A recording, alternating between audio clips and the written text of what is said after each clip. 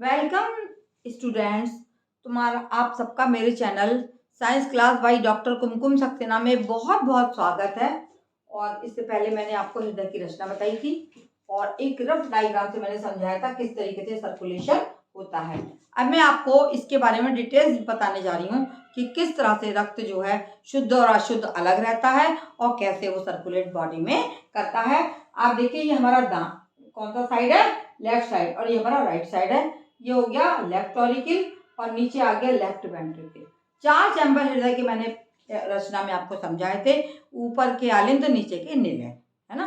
और जो right side का जो है हिस्सा, इसमें अशुद्ध रक्त बहता है, लिखा भी हुआ है यहाँ पे। और जो लेफ्ट साइड है इसमें हमारा शुद्ध रक्त बहता है। ये रक्त कहाँ से आता है, कैसे आता है, कैसे शुद्ध होता है, इसके बारे में आपको बताने जा रही हूँ। आप देखिए, ये हमारा है लेफ्ट ऑरिकल। यहाँ से क्रिया शुरू होती है और यहाँ से जो 2 फुफ्फुस शिराएं हैं वो क्या करती हैं? वो शुद्ध रुधिर लाती हैं। कहाँ से लेके आती हैं? वो फेफड़ों से साफ किया हुआ रुधिर जो है वो फुफ्फुस शिराएं हमारे लेफ्ट ऑरिकल में बाएं आलिंद में डालती हैं। बाएं आलिंद जब सिकुड़ता है तो यहाँ से जो शुद्ध रुधिर है वो कहाँ पहुंच जाता है? ये बाएं नीला में पहुंच जाता है। इनके बीच में एक बाइकस्पिड वाल्व लगा हुआ है जिसके 2 पर्दे होते हैं और उन पर्दों के खुल जाने से रक्त जो है वो लेफ्ट ऑरिकल से लेफ्ट वेंट्रिकल में तो आ जाएगा, लेकिन लेफ्ट वेंट्रिकल से वापस ऑरिकल में नहीं जा पाएगा। तो ये हमारा क्या है? ये हमारा साइड है बायां, जहाँ की शुद्ध रुधिर लाल रंग का रुधिर रहता है, और ये हमारा दायां है, यह अशुद्ध रुधिर है और इसमें हल्के से नीले रंग का रुधिर रहता है। एहसास के लिए आपको लाल नीला मैंने दिखाया भी था।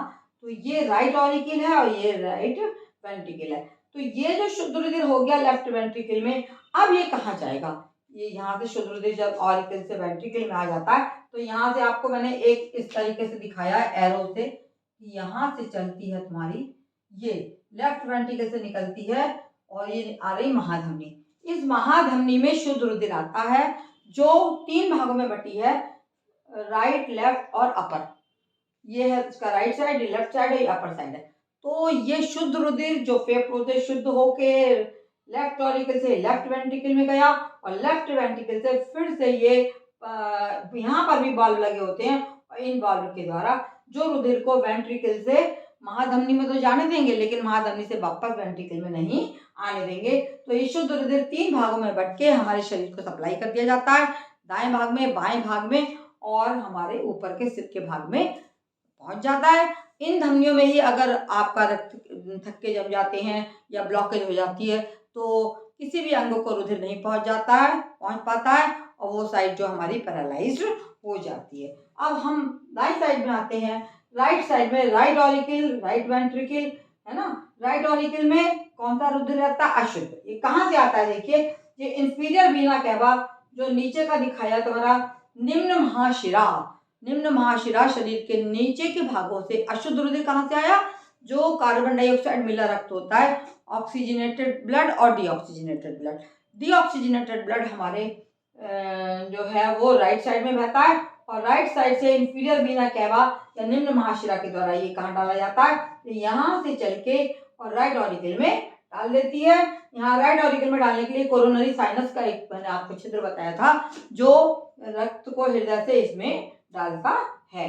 अब दायां नीला जब सिकुड़ता है तो ये अशुद्ध रुधिर जो इधर रहता है, ये कौन सा रुधिर है? अशुद्ध रुधिर है। ये राइट ऑरिकल से यहाँ ट्राइकस्पिड वाल्व लगा होता है जिसके 3 पर्दे होते हैं और ट्राइकस्पिड वाल्व के द्वारा ये अशुद्ध रुधिर हमारे राइट वेंट्रिकल में पहुंच जाता है।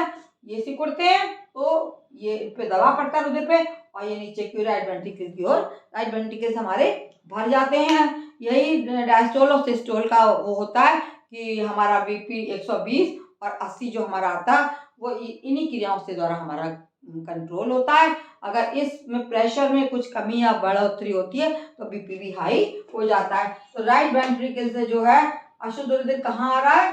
ये अशुद्ध रुधिर यहाँ से देखिए, ये जा रही है आपकी पल्मोनरी शिरा, फेफड़ों में फुफ्फुस धमनी।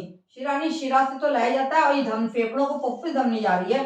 तो यहाँ से इस साइड से रक्त ऐसे चढ़ के और ये फुफ्फुस धमनी में पहुंच गया और फुफ्फुस धमनी फिर से किधर जा रही है? ये फेफड़ों की ओर इस रक्त को साफ करने के लिए ले जा रही है। बिल्कुल क्लियर पिक्चर है कि अशुद्ध रुधिर राइट ऑरिकल से राइट वेंट्रिकल में राइट वेंट्रिकल से फुफ्फुस धमनी में ये चढ़ जाता है। यहाँ पर भी एक बल्ब लगा होता है धमनी और राइट वेंट्रिकल के बीच में, जो रुधिर को वेंट्रिकल से फुफ्फुस धमनी में तो चढ़ने देगा लेकिन वापस इधर को नहीं आने देता है। इस प्रकार से आपको क्लियर हो गया कि किस तरह से ये जो रक्त है फिर से फेफड़ों के इधर दिखाया मैंने कि चला जाता है और वहां जाके ये ऑक्सीजनेटेड होता है। इससे जो कार्बन डाइऑक्साइड है वो फेफड़ों के से होकर नासाद्वार से बाहर निकल जाती है और शुद्ध रुधिर जो है फिर से वहां से साफ करके शिराओं के द्वारा आ जाते हैं। इस तरह से ये हमारे हृदय में रक्त का बहाव होता है, जो आपको बिल्कुल क्लियर करके आंतरिक रचना मैंने बताई है कि कैसे नीलर से क्या निकलता है और राइट लेफ्ट वेंट्रिकल से क्या निकलता है, राइट वेंट्रिकल से अशुद्ध रुधिर फिर से धमनी में फुफ्फुस धमनी में जाता है जो फेफड़ों की ओर जाती है और फिर से इनको रक्त को शुद्ध करने के लिए ये ले जाती है। देखिए लंग्स में जा रहा है राइट वेंट्रिकल से और लेफ्ट वेंट्रिकल से ये ऑक्सीजनेटेड ब्लड है डिफरेंट पार्ट्स ऑफ बॉडी में जा रहा है। ये महाधमनी के द्वारा जाता है 1, 2, 3 जो 3 भागों में बढ़ जाती है। इस तरह से हमारा रुधिर जो है पूरे शरीर में सर्कुलेट करता है और हमारे शरीर के विभिन्न भागों से होकर अशुद्ध रुधिर किस तरह हृदय में पहुंचता है। हृदय ही अशुद्ध रुधिर को दोबारा से फेफड़ों में भेजता है और हृदय ही शुद्ध रुधिर को किस तरह से धमनियों के द्वारा हमारे शरीर के विभिन्न पार्ट्स में सप्लाई करता है। ये हमारा कहलाता है, इस तरीके का बहाव, इस तरीके का कार्य प्रणाली कहलाता है परिसंचरण और इसको हम बोलते हैं रुधिर परिसंचरण तंत्र, जिसमें कि हमारे हृदय, शिराएं, धमनियां सभी कुछ शामिल होती हैं और साथ साथ में बाई साइड लंग्स का भी कार्य चलता रहता है। हमारे रक्त को शुद्ध करने में भी हमारे लंग्स कार्य करते हैं और हृदय का कार्य है शुद्ध रुधिर को इकट्ठा करना और दोबारा से लंग्स में भेजना और शुद्ध रुधिर को शरीर के विभिन्न पार्ट्स में भेजना। धन्यवाद। यदि आपको मेरा चैप्टर पसंद आया हो तो इसको आप लाइक करना ना भूलें और अपने अन्य स्टूडेंट्स को भी बताएं। धन्यवाद।